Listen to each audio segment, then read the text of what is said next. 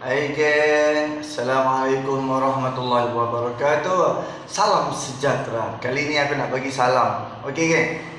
um, Hampa ada tengok tak kenyataan Raja Petra? Kenyataan Raja Petra. Kita boleh tengok Raja Petra dia macam apabila Anwar Ibrahim cakap ini adalah kerajaan Mandar Rakyat.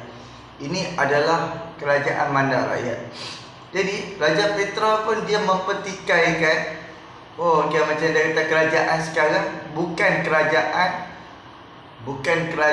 mandat rakyat.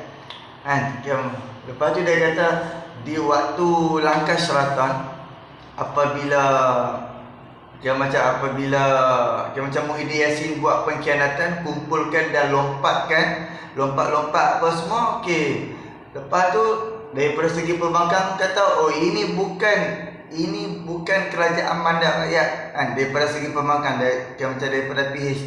So daripada PH kata dekat Perikatan Nasional kerajaan hampa bukan kerajaan mandat rakyat.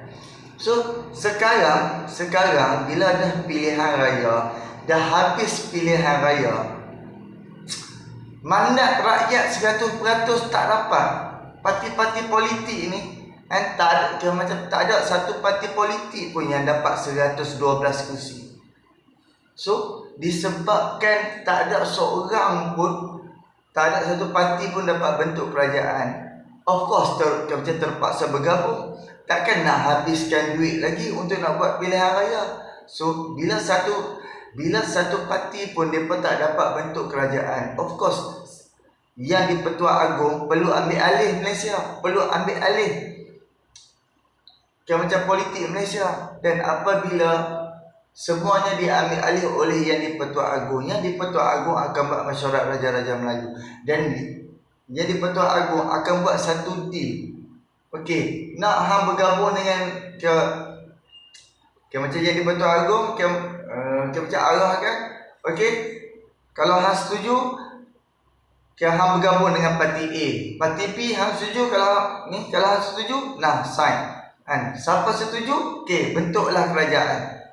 So apabila macam bertubuh bentuknya macam satu parti untuk menumbuhkan satu kerajaan, of course dia akan jadi mandat rakyat sebab tak ada pun pengkhianatan, tak ada pun lompatan-lompatan, tak ada pun lari sana lari sini untuk tumbuhkan kerajaan, tak ada sebab sekarang dah ada anti lompat parti. So bila macam mandat rakyat rakyat bagi kat parti UMNO, bagi dekat PH, bagi dekat GPS, DRS, warisan, bila satukan ke semua parti-parti politik, dan sekarang Anwar Ibrahim dapat 148 kursi 148 kursi, dan 148 kursi itu kita nak tanya, itu mandat rakyat ke ataupun atas lompatan? Kita nak tanya balik Raja Petra, yang menjadikan 148 kursi itu atas pengkhianatan ke ataupun di atas mandat rakyat? Sebab rakyat dia dah undi parti politik tu. So parti politik tu dapat satu kursi. Parti politik dia akan ada presiden. Bila dia ada presiden dia lah yang akan menentukan ke manakah parti tu nak pergi, ke manakah parti tu nak pergi bergabung.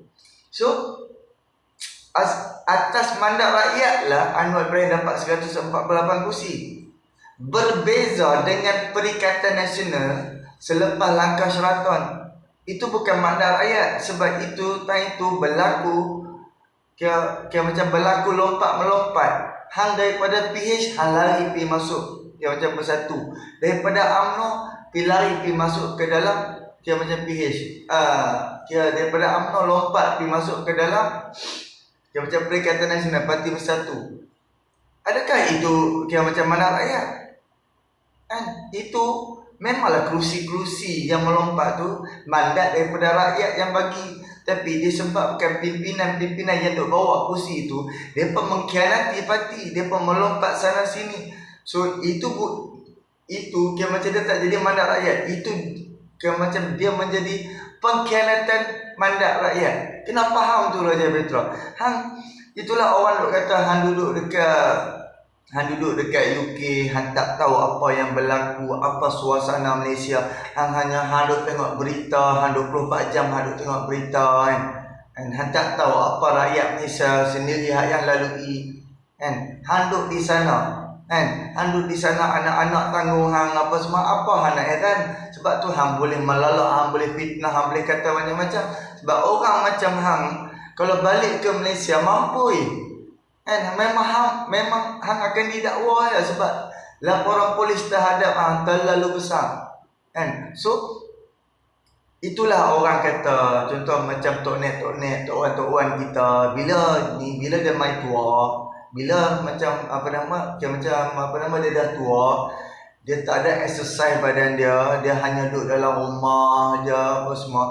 Otak dia tu hanya fikir ke belakang, dia tak fikir ke depan kan. Dan satu lagi, dia banyak kan hanya fikir sejarah yang dulu, sejarah yang lalu. Kalau macam kita ni, kita hidup kita ni kan, kita hanya fikir yang lalu, kita tak fikir untuk yang akan datang, hidup kita akan ketinggalan. Hidup kita akan jadi berterabak. Sebab apa? Kita hanya fikir yang lepas. Kita tak fikir untuk yang akan datang. Sepatutnya hari ni, tak kira lah hang tu Cina ke Melayu, India, Iban, Kadazan, ataupun hang ni parti-parti, hang daripada parti mana, dulu pernah bergaduh, dulu pernah hina-menghina. Tapi kalau macam kita fikir ke depan, kita sama-sama bergabung, saling memaafkan. So kita move on, kita fikir ke depan. Kalau setakat sekarang ni, kalau macam contohlah macam Anwar Ibrahim dah jadi Perdana Menteri. Anwar Ibrahim dia duk sibuk korek yang lama, korek yang zaman Muhyiddin, zaman Najib, zaman Mahathir dulu. Bilakah Anwar Ibrahim bilakah Anwar Ibrahim akan fikir yang ke depan untuk ekonomi kita, untuk tahun depan kan, untuk berapa bulan lagi kan. So kalau macam kita nak jadi pimpinan, kita duk fikir benda yang lalu, kita tak fikir yang ke depan, kita akan ketinggalan. Jadi itulah macam Raja Petra ni. Kalau macam hampa duk layan video dia, Raja Petra ni banyak dia duk flashback. Dia suka dia duk kira macam flashback, dulu berlaku macam ni, dulu macam ni. Tapi dia tak fikir yang ke depan kan. Dia kira macam dia tak fikir apa yang perlu buat untuk masa depan. Ini dia duk fikir apa yang perlu buat sebab hak yang lepas. Sedangkan kita nak buat apa-apa pun kita perlu fikir apa yang akan jadi. Jadi itulah kadang-kadang macam aku cakap tadi, orang tua bila macam dia dah main tua, dia dah nyanyuk, dia dah tak larat, dia banyak otak dia ni suka fikir yang lalu-lalu. Bila cuba hanya bila arwah tok aku dulu sebelum dia meninggal, dia selalu macam dia teringat hak yang dulu-dulu kan.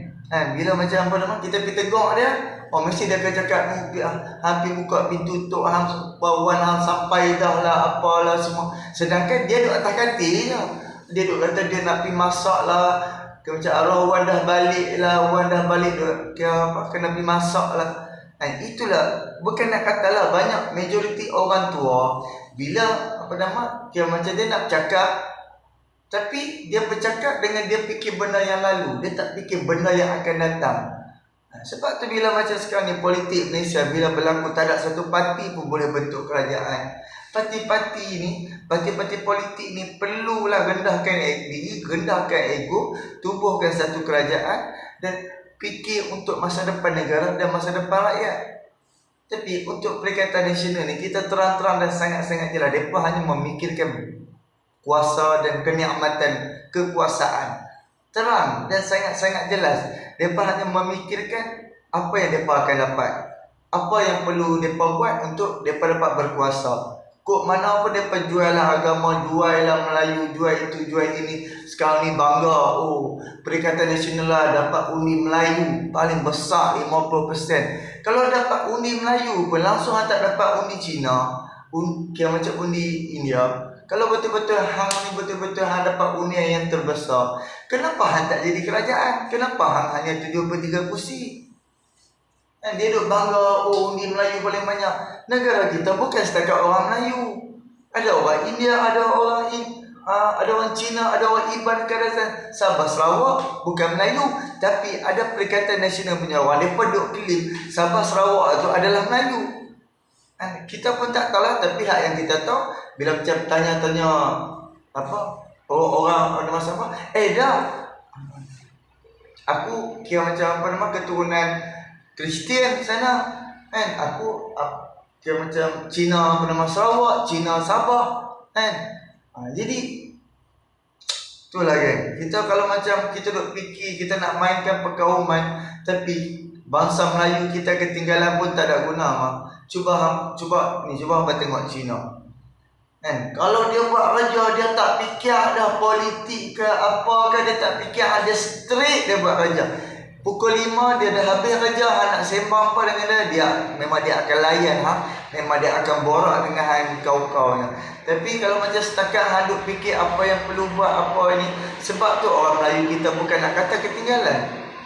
Kan orang Cina cuba tengok, bila dia masuk kerja, dia buat kerja sungguh-sungguh punya. Kan dia buat kerja sungguh-sungguh sampai pukul 5 kedai dia macam dah tutup ataupun kerja dia dah habis, dah caw pula. Kan hang nak sembang apa malam tu, dia macam waktu malam hang nak sembang pasal politik ke pasal apa, semua dia boleh layan. Tapi waktu kerja jangan ganggu dia. Itulah prinsip Cina. Sebab tu orang macam orang Cina kita boleh tengok dia boleh maju, dia macam ekonomi Malaysia Cina boleh pegang dia. Jadi kan kita perlukan perubahan. Kalau pimpinan yang di atas memikirkan Melayu di bawah, kita orang Melayu akan bangkit dan kita akan berkembang, kita akan kuasai ekonomi. Tapi kalau macam sebelum ni pimpinan di atas duk Melayu, padahal orang Melayu di bawah miskin nak mampus kan. Hanya dekat atas depa duk fikir depa nak kekalkan kuasa dan terus berkuasa. Kok mana cerita pun depa nak terus berkuasa. Sebab tu kita boleh tengok kan. Jadi macam-macam lagi kita boleh tengok pengkhianatan hak yang depa buat, malah merugikan depa. Allah Maha mengetahui. Allah tahu hati hampa tu. Allah tahu di dalam hati-hati hampa tu. Sebab tu Allah Allah tak mengizinkan hampa jadi kerajaan. Dan pengajaran kita sebagai rakyat pun kita dah rasa dah, kita dah lalui dah pengajaran. PAS ada dalam kerajaan, Parti Bersatu ada dalam kerajaan. Apa yang berlaku? Huru-hara dan mereka tak buat lantikan setiap presiden, agihkan kuasa. Okey. Lepas tu daripada UMNO, BN kursi paling besar dia tak bagi kuasa. Cuba tengok huru-hara politik Malaysia disebabkan dia tak agihkan kuasa dengan sebetul-betulnya.